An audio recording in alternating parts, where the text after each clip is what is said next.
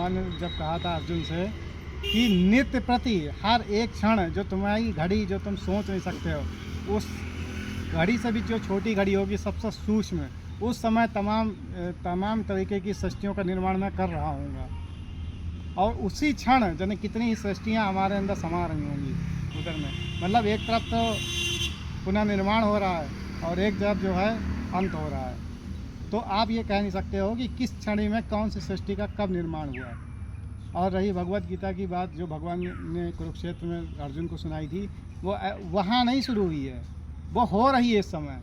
यहाँ नहीं हो रही है, यहाँ हो चुकी है 5500 साल पहले या 52,000 साल पहले हो चुकी है, लेकिन कहीं और हो रही होगी किसी ग्रह पे, किसी न किसी ग्रह पे भगवत गीता का, अर्जुन का, भगवान का अनुवाद चल रहा होगा।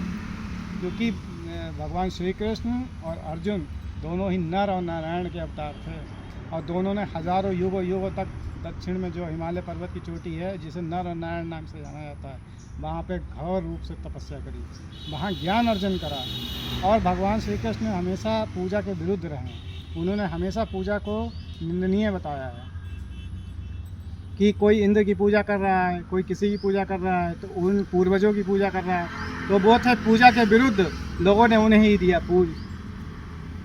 मानव जाति की एक दुर्बलता कह सकते हैं या मूर्खता कह सकते हैं कि जिसे जिस चीज़ के लिए मना किया जाता है वो जरूर करती है।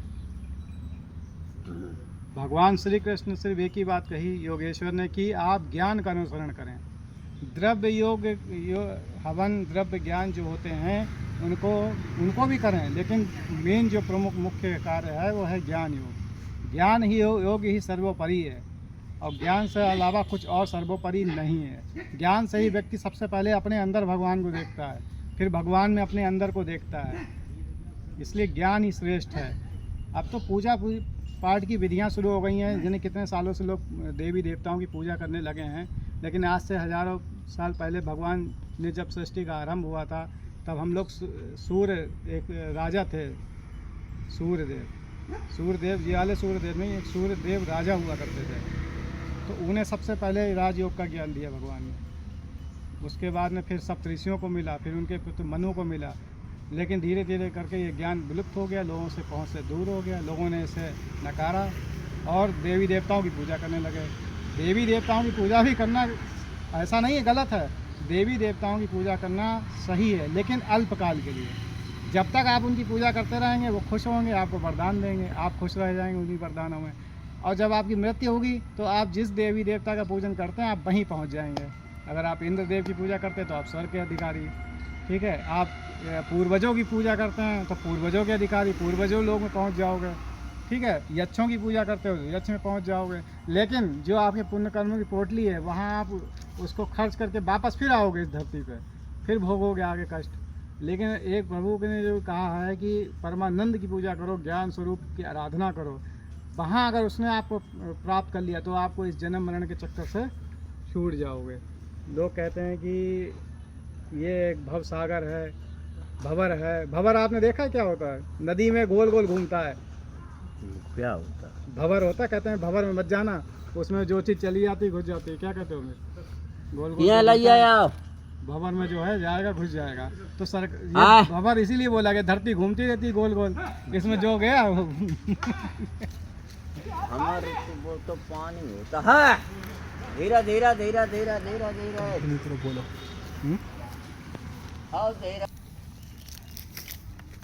संसार को भगवान ने जब गढ़ा, जब बनाया, तो भगवान ने यही कहा कि सबसे पहला क्वेश्चन ये उठा कि इस संसार को जब आपने इतना सुंदर सुदृढ़ बनाया है, सारी चीज़ें खाने पीने की वस्तुएं बनाई हैं सब, तो उनका उपभोग नहीं कर सकते क्या? हम बनाए फिर क्यों? सबसे बड़ा क्वेश्चन तो ये है, नहीं बनाते।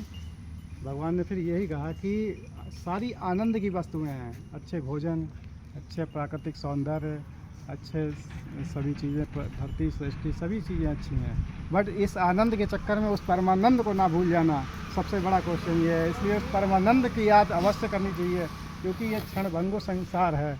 जैसे मैं भंवर की बात आप कर रहा था, तो जब पानी आप कभी बैठोगे तो भंवर में गोला घूमता है। जैसे कहते हैं कि कुछ उसमें कोई चीज़ जाएगी, कोई चीज़ अणु या कोई भी चली गई तो वो घूमते घूमते नीचे चली जाएगी। लेकिन भंवर में क्या होता है, जब भंवर ऊपर से दिखता है तो जितना बड़ा होता है नीचे जाके और छोटा हो जाता है, शंकु बन जाता है। वो धरती भी उसी प्रकार से एक भंवर है, गोल गोल घूमती रहती है अपनी जगह पे। ऊपर से जब आप देखोगे तो काफ़ी बड़ा ब्रह्मांड है, नीचे शंकु है। उसी हिसाब से अपनी शारीरिक की संरचना है। संरचना किस तरह की, जब आपने देखा होगा कि जब जो भी पेड़ पौधे हैं जो कि लंबाई में खड़े रहते हैं, लेकिन कुछ जो पेड़ पौधों की आयु होती है या मनुष्य की जो आयु होती है, जैसे जैसे घटती जाती है, उस हिसाब से वो सब तिरछे हो जाते हैं, पेड़ पौधे झुक जाते हैं। जो मनुष्य जो है होते हैं बुढ़ापे में जो आ जाते हैं, वो भी कहीं ना कहीं झुक जाते हैं। तो पूरी की पूरी ऊर्जा जो है हमारी इस पूरी की रीढ़ की हड्डी में, जो हमारी बैकबोन बोली जाती है, इसमें समाहित होती है। भगवान ने ये भी योगेश्वर ने कहा है कि जो हमारी कुंडलिनी शक्ति वगैरह है वो सब इसी में समाहित रहती हैं। समाहित के साथ साथ जो है हमारा जो कुंडली शक्ति है वो सर्प कुंडली इसलिए बोला गया है, कभी आपने देखा होगा सर्प जो है ऐसे ऐसे गोल गोल करके ऐसे करके बैठ जाता है सर्प, या फिर ऐसे करके बैठ जाता है, चलता है। तो कुंडली शक्ति को हमें अपने कैसे जागृत करें, क्योंकि इसके लिए तो एक बहुत ज़्यादा योगी पुरुष की आवश्यकता है।